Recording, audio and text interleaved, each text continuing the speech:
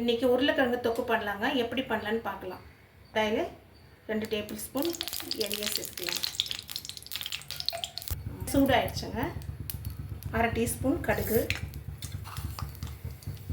1/2 teaspoon சீரகம், 1/2 teaspoon உளுத்தம்பருப்பு, 1/2 teaspoon கடலைப்பருப்பு,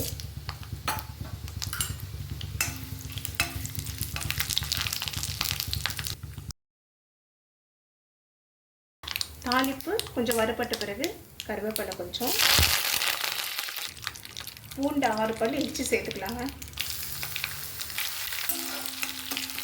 நீளமாக ஆகின பிறகு வெங்காயம் சேர்த்துக்கலாங்க. 2 மீடியம் சைஸ் வெங்காயம் இந்த மாதிரி கட் பண்ணி சேர்த்துக்கலாம்.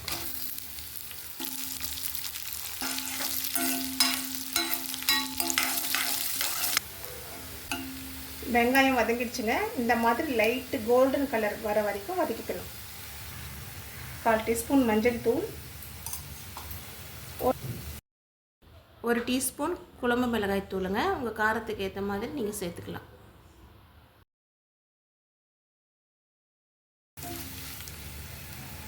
இப்போ கொஞ்சம் தண்ணி சேர்த்து பச்சை வாசனை போகிற வரைக்கும் வேக வச்சுக்கலாம்.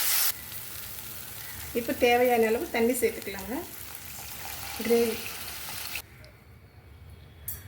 இப்போ தேவையான அளவு உப்பு சேர்த்து மூடி போட்டு ஒரு கொதி வர வரைக்கும் வேக வச்சுக்கலாம்.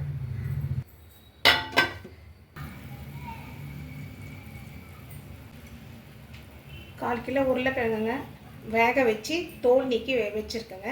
நம்ம இந்த குழம்புல இது சேர்த்து குழம்பு திக்காக வர வரைக்கும் வேக வச்சு ஸ்டவ் ஆஃப் பண்ணிடலாம்.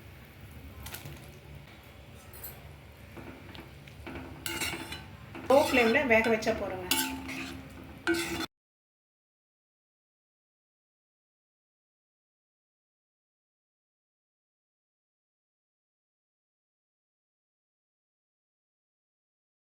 இந்த திக்னஸ் வந்த உடனே ஸ்டவ் ஆஃப் பண்ணிடலாம்.